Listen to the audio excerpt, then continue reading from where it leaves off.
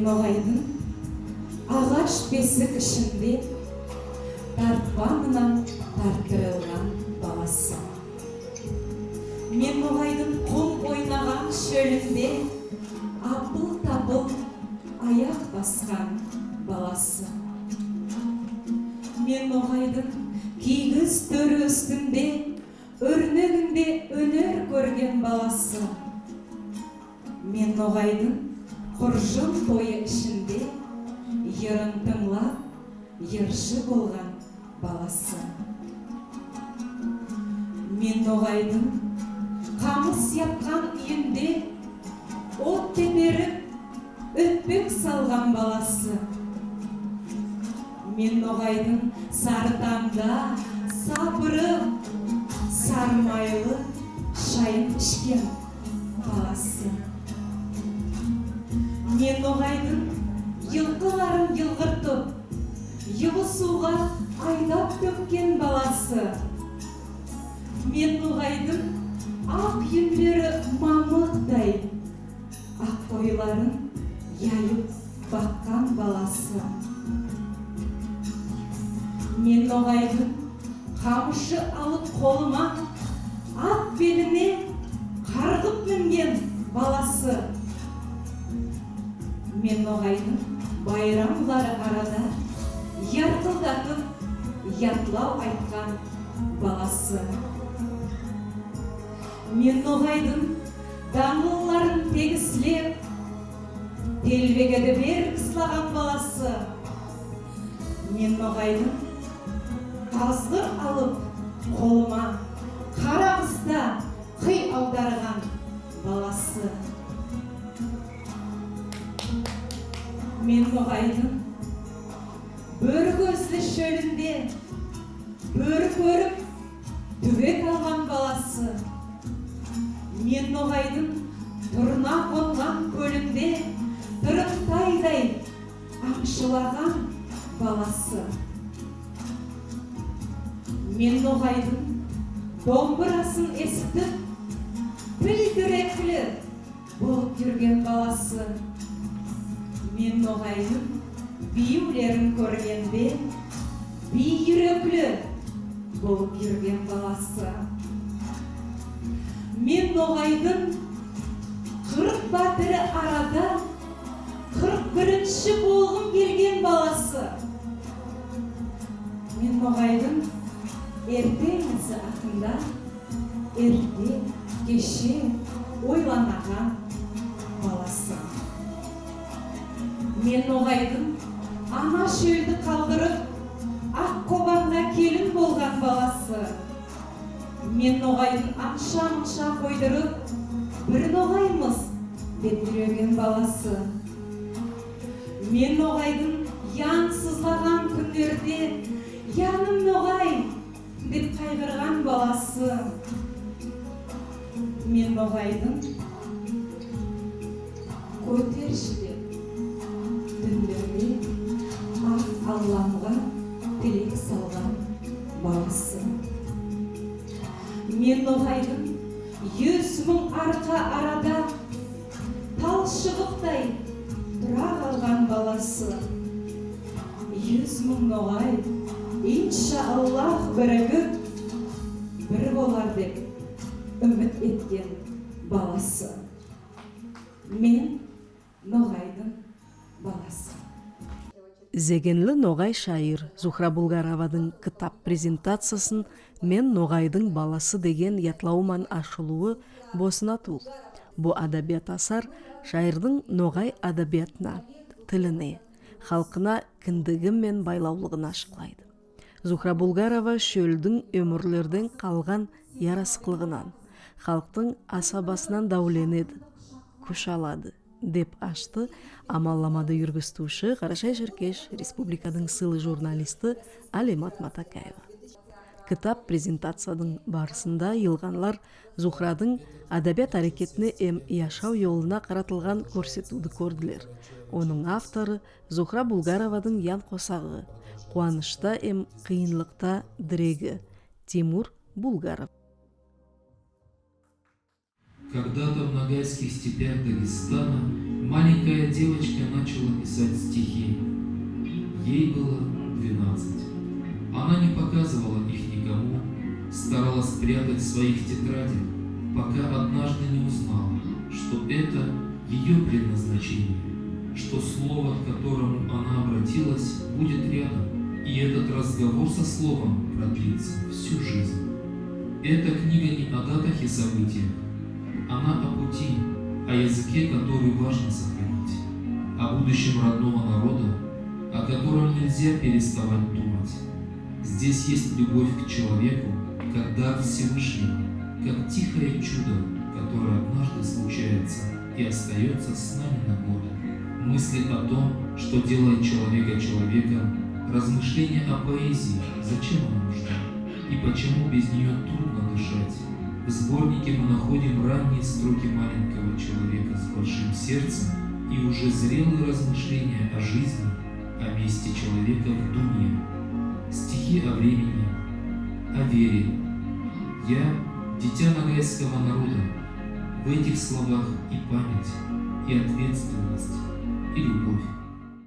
Мен Ноғайдың баласы деген кітап Карашай-Шеркеш Республикадың кітап баспасы эм республикадың миллетлер бойынша көлімлік коммуникациялар эм баспа министерствосының демеуімен біргелес әрекетлеуі арқалы дүния көрген. Міне әдәбият байрамының ең көрнеклі уақыты.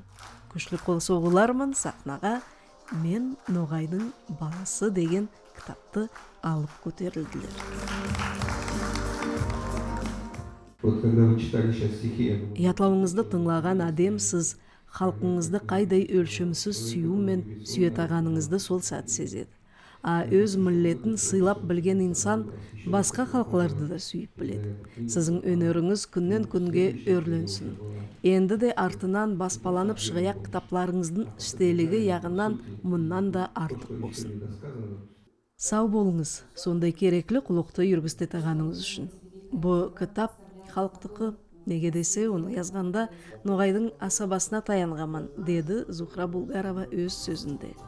Халыққа, шайырлықке қызмет қылып келе атқан шайырдың презентациясында оны яңы үстінлікілерге дәулендіретаған, зегейлігін өрметлейтаған яқын адемлері ем юқлары болдылар. Туса сондай қызлар тусын Ноғайда, үш жасынан ұшығызлап білгендей. Туса сондай қызлар тусын Ноғайда, 5 жасынан кигіз юып білгендей.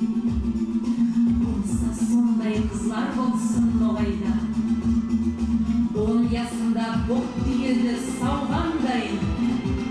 Болса сондай болсын қызлар Ноғайда, қаймағынан май шығарып алғандай. Болса сондай қызлар болсын Ноғайда, қылыш алып жауға қарсы шапқандай. Туса сондай қызлар тусын Ноғайда, байталса бауырына йыққандай. Болса сондай болсын қызлар Ноғайда, оқ атқанда торғай көзін кескендей. Туса сондай қызлар тусын Ноғайда, сөз айтқанда ханның ойын шешкендей.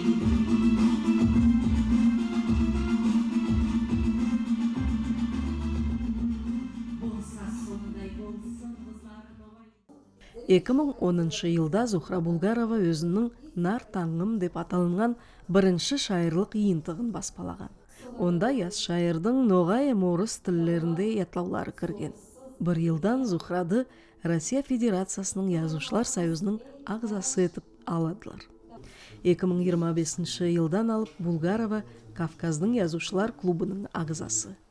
Кешілікте адабият дүниясының елшісі, Россиядың сыйлы маданият құлықшысы, Карашай-Шеркеш Республикадың халық язушысы Иса Капаев Зухра Булгаровадың яратушылығы бойынша өз ойларымен бөлісті. Они подадут пример, новое поколение писателей и литераторов возникнет. Зухра Булгарова Ноғай адабиятының классигінің санларына кіретір. Оның етек затлары енді де алдыда. ол әлі де 50-ге толмаған. Кітапларының ызы қалың болсын, топлама болып шықсын. Халықтың көңілін ең жоғар биіктіклеулерге еткерсін. Бізге бек керек язатан адемлер. Олар аз, оқитанлар да аз. Зухрадай адемлер яс яуқады, яс оқушыды, өзіне, шайырлыққа тартар деп ойлаймыз. Язуды тоқтатпа. Өзінің бірінші, екінші йынтықларында Зухра Булгарова өзінің атайы Россияның Ілім Академиясының географиялық ямағатшылығының ағзасы Балбек Келдасовқа айрым орын береді. Бұл кісі болайық шайырдың кепленуінде икон орын тұтқан. Балбек Аджбайрамович яз қызалақтың жүрегінде халыққа сүйімлік сезімін өстірген. Шайырдың жүректерінде яшайтағанлардың арасында филология ілімлерінің докторы Насыпхан Суюнова. Сөз аруын қызғанмай әлім яз шайырдың ар яңы шығармасына сүйінеді. Насыпхан Хусиновна кітапқа кіріс сөзін yazғанын оқығанда мен оның тұп-турадан менің келбетімді яратушылығымды өткір сезген ар сөзіне сұқландым. Әлі ана өз баласы хақында олай айталмас. Әлімнің сөзлері мені елаттылар деп бөлісті Зухра Булгарова. Событие действительно значительное, даже, спокойно скажу, выдающееся в ряду культурных событий. Зухра Булгарова ноғай сөз өнерінің эпостың 100 жылықлардан келген әдетлерін кішкелей игі таныған. Неге десе ол ноғайдың киіз төрі үстінде. Өрнегінде өнер көріп, ноғайдың байрамлары арада ярқырап ятлау айтып, ноғайдың құржын тойы ішінде ерін тыңлап, өзі де ерші болып өскен.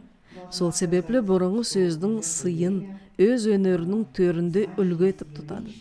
Зухрадың қабырғасына алтын қанат таққан шайырлық қайраты да сол бұрынғы әдеттен. Ол қиынлықлардан, сескенуден, ақыл сасып қорқудан, селекелі қашудан сақлаған күш болады. Сол қайрат шайырге өмірлерден келген яшау, халқым, шөлім, үйім, ақ сүйім ден бағалықларды өнерінің өзегіне салдырған. Сайлам сөзін оларға бағыслатқан. Зухрадың шайырлық дүниясы ноғайдың миллет адабиятының әлігі заманда өрленіп баруында күміс сулы, толы йылға. Өмірлерден өтіп яшап тұрған маданиятымыздың дериясы алтын қазынасына қосылған сосы бай сербет йылға ноғай үшін хайрымлан қосылсын. Бізім несіл сосы ақыл сөзді үйрегін кең ашып йолығып, өз ақылын көңілін тойдырып, соң келек арқаларға бізім өмірден айтылнаяқ өсиетті Зухрадың сөзі мен айтарына сенім бар.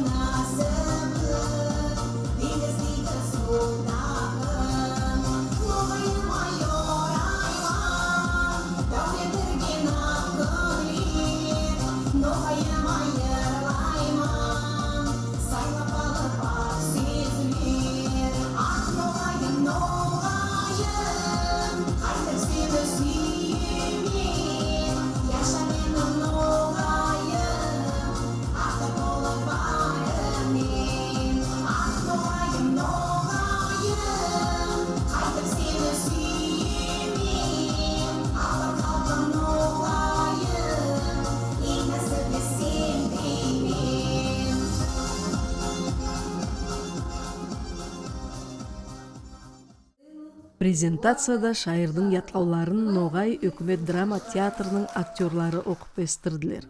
Сөз үшін Зухра Булгаровадың «Домбыра ақында таварық» деген ятлауы 2022 жылда Қазақстанда яйылған «Поэзия мат» деп аталынған проектке кірген.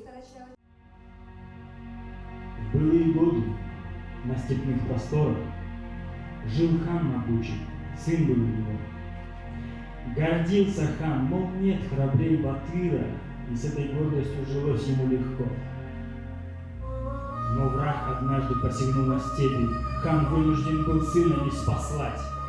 Войска ушли, и хан сказал о смерти, приказываю всем теперь молчать. Мой сын вернется, он вернется, знаю. Но если скажу, что ему конец, такому смельчаку рукой своею я в рот волью расплавленный свинец. И вот пришло известие народу. От тяжких ран в бою погиб юнец. И кто же, кто осмелится владыке такую сообщить плохую весть? Но он нашелся, старый, мудрый воин, схватил домбру и, голову склонив, поближе подошел к золотому трону и молвил: я хочу сыграть мотив.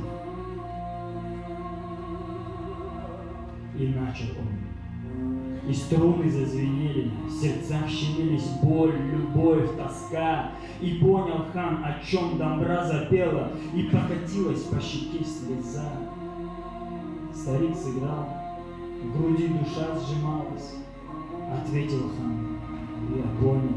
О, старик, о смерти сына мне домбра запела. Ну как сдержать мне слово, подскажи. Ответил тот мудрец: я не виновен.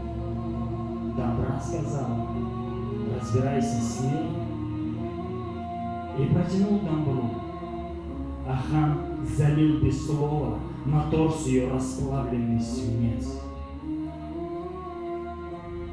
Из века в век, с тех самых дней прошедших, изнеможенно, со свинцом в груди, звенит домбра, и нет в степных просторах рассказчика милей, чем две струны. Кітапты баспалау ол айлақ ауыр әм яуаплар екет. Әрбір баспаланған кітаптың дүния көруінде дизайнерлердің, редакторлардың, корреспондентлердің емтаға басқа құлықшылардың біргелес іслеуі. Текені сондай әлде оқушылардың қолына терен манелі кітап түседі. Я поздравляю, я немного волнуюсь, потому что... Өз тамырын, асабасын ізлейтағанларға, ата-бабалардың дауысын есткісі келетағанларға, тарих бетлерін ақтарып, юреклерін байтатағанларға бұ шығарма ел көрсетуші болаяғына шек yok. Мы, работники книжного издательства, с огромным удовольствием, под большим впечатлением. Бұл кітап үстінде құлық еткен уақытта туған сезімлеріміз енді де ятыспаған. Бұл айлақ терен шайырлық. Сау бол, Зухра, яратушылығыңа, өнеріңе бізге есік ашқаныңа. Алдыда мұндай біргелес іс көп болар деп білемен. Спасибо большое, Зухра.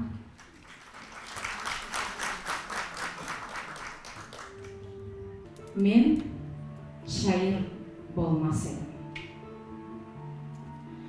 Мен шайыр болмас едім. Шайырлер көп болсалар. Дүниядың арасында шайыр янлар оңсалар. Мен шайыр болмас едім. Неден керек ятлаулар? Неден керек көп болғаны мені сүймес көп яулар? Мен шайыр болмас едім.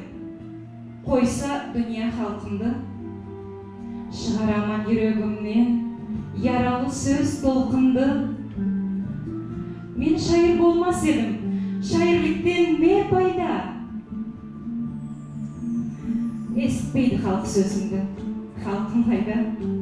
Мен қайда? Мен шайыр болмас едім. Үмітлерім болмаса, өз ноғайым көтеріліп, ақ кигізлеп дөр алса, мен шайыр болмас едім.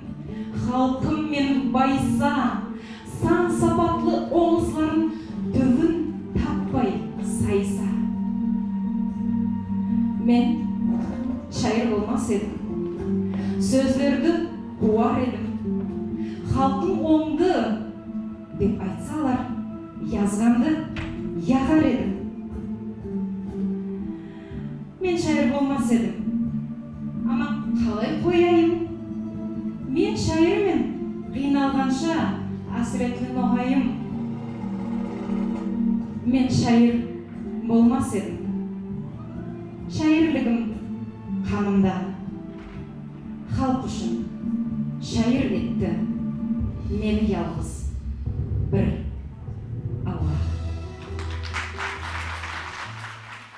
Мен ярлымын, шіріген бай болсам да, дүнияның байлығына тойсам да, мен ярлымын, яламашпам, мен ашпам. Ярлылықта көн сүйреген бір баспам. Мен ярлымын, берекетлі болсам да, асқа, суға, кекіргішей тойсам да, парша киіп, патша күні күйірсем де, ян-яғыма алтын, күміс үйсем де, дүния маға тынышлықты бермейді. Шыбын яным тынышлықты сезбейді. Бас үстінен зулап кете елларым. Рахат бермей, өз яныма yollarım. Мен ярлымын, көн сүйреген кеудемен. Бұл дүния байлығына өлгімен. Күл паралы, шаң арада мен құмман. Рәгімліге басты иген бір құлман. Мен құлман.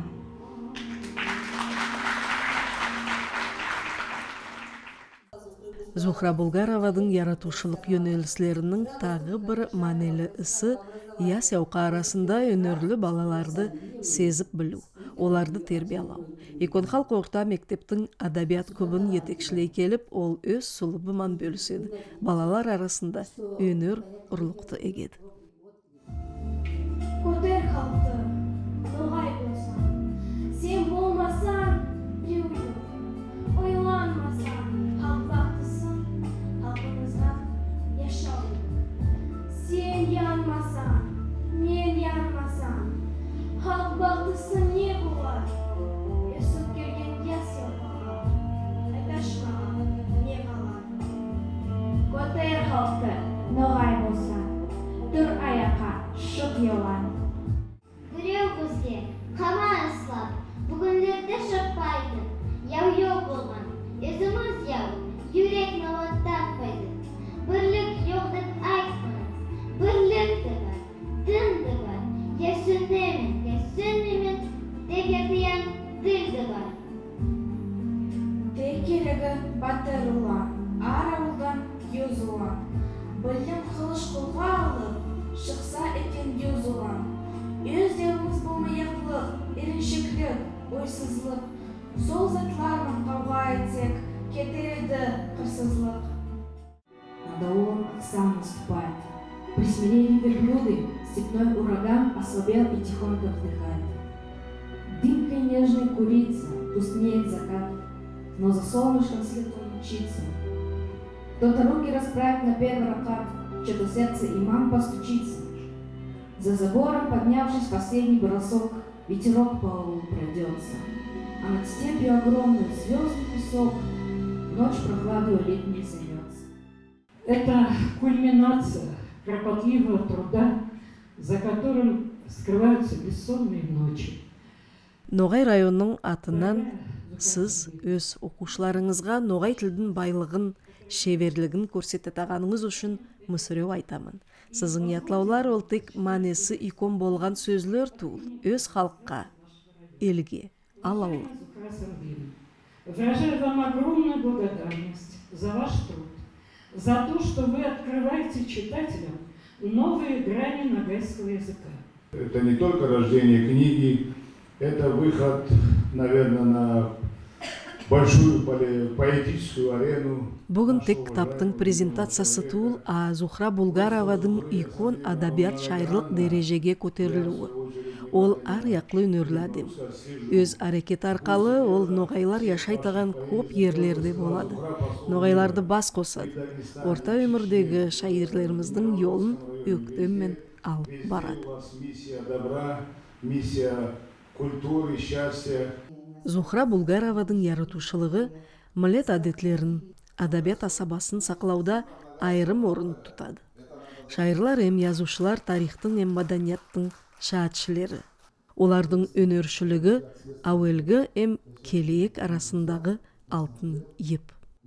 Сен ноғайдың айлақта алып қыстың, өзің өсіп, өрес ұмтылып, өнеріне өдеме кетіп, өктемінке өрмеде алып, халқың үшін жаныңды беріп, яшап тұрасың. Білеміз, сүйінеміз. И өктемізсіңіз. Енді де, алжындағы көп ойларын, мұратарын толықтасын. Міне бір-екі күн алдын Зухра сабаладым аныма кітапты. Қарап оқып, ізлеп, қайда құбыратлар бар. Міне шөлдей кең мұндағы қардашлықтың ақында, туған еріңнің, тұрған еріңнің қайjarу сөздер. Ама мен мұнда қайjarу сөздер кіріс сөз жазған Насипхан Хусинова. Шайырлығының өл балықларын сыйсыдырасында Зухра ана тілі, ноғай тілді көреді. Оны ноғайшылықтың өзегі деп біледі. Мен ноғайша сөйлемесем ауырыман дейді. Неге десе, ноғай тілі шайыр үшін көмекөйге батқан, арқа тамырға сіңген, сүйегіне өткен, жүрек төрде тотай болып отырған, ана сүттен тәтлі бағалық. Солай болғанға халық тілі йойлуға yol alğanına şairдің қайғыру күші қайдай болмаған керек. Ноғай даусыз еңіліп кететір, сау тұрғаннай тілсіз қалетір деп, халыққа әс еттіреді ол ойладырған балеге. Халық тілді йойса, ноғай шайырдың сөзі еште біреудің алдыңдай болып, көңіліне сезім, ойында явап тудырмас. Шайыр өзі ойын таңқы сөзбен кепілемеге амалсыз болар. Тіл тіріде ерлар язған ераулар. Сіз насіплі, о шал киіз, қаз туған. Сіз язғанды халық үйкөн сейірге, ноғай халқын мен білемен хош алған. Тіл тіріде ятлау язған поэтлер. Сіз насіплі, о Кадрия, Хамзатхан, калем қырып, ятлау yazıp sonetler, siz yazgandı halk sүйініп hoş alған. Тіл тіріде сіз яздыңыз халк үшін, калем сылап, біз де алды барамыз, тек аңлаймыз өкінішкі бір затты, өлі ятқан тілде ятлау язамыз. Балалай заманында мен сіздің ноғай кітапларыңызды оқып өстім. Айтпа бұлақпан сіздің шығармаларыңызда сүю ақында, біздің ноғай тарих ақында, біздің әдетлеріміз ақында, намыс ақында бек терең ойлар. Сау болыңыз сізге. Dünya kızlar aradan, seni süydüm arıyorum. Elde kaytıp yaşayın, görmesin seni. Aytılar ya söz verdim, aytamayman arıyorum. Arı elde yaşayın, bilmesin seni. Kaydan rastım sağa arıyorum, nege rastım sağa arıyorum. Bilmey rastım sağa arıyorum, nasibim sen eken. Gel yanıma benim arvum, gel kasıma benim arvum, gel bakıma benim arvum, nasıl benim sen. Unutma beni yanım, saklayma seni, yıldızlar seni.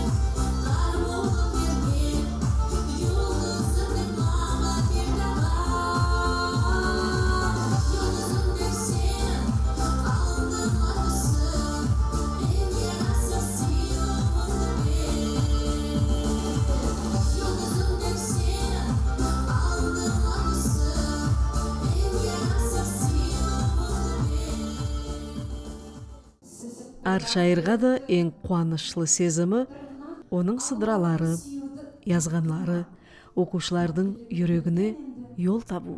Эне сол яратушылык истин эң баха саугасы. Атайымма söylesem. Ayşe atam, neden gerek yazbağa? Eğer değil yazganlarım bos yatsa. Neden gerek direktivin kazbağa? Yazılıp gelip al şeşeği atmasa. Neden gerek halkımızda edige? Eğer halkım көрім alıp bilmese. Neden gerek yaşamağa bu elde ertengisi halkka nasip vermese. Neden gerek kitapların tarihi noğay bala okup ökten bolmasa. Neden gerek alimlerin isleri halkım meni dürüst yoldan almasa. Atayım aytat sonra. Balam, neden gerek yazbağa dep soraysın? Sen yazbasan, men yazbasam, kim yazar?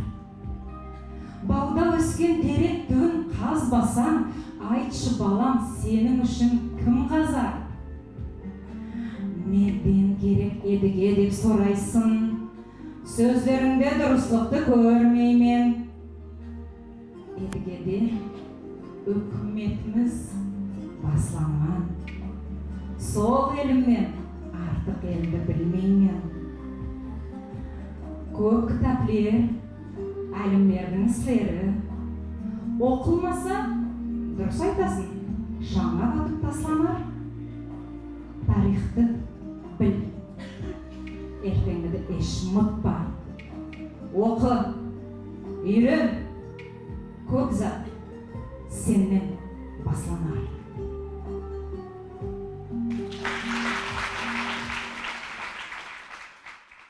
Men noğayman. Men noğaydın kızıman. Nomay halktın kişkeneki ızıman. Men noğayman. Men tek sözge bayırman. Sözge sözdü keliştirgen şairman. Men noğayman. Men şöylümнің kızıman. Şöylігімнің ұшып кеткен құсыман. Şöyle atalar өсиетін тұтаман. Өз халқыма шайыр сөзді айтаман. Мен ноғайман. Қобан yurттың келіні, ян yıldасы ақыретлі теңімнің. Мен ноғайдың кішкенекей хайыры. Сөзді сөзге келістірген шайыры. Мен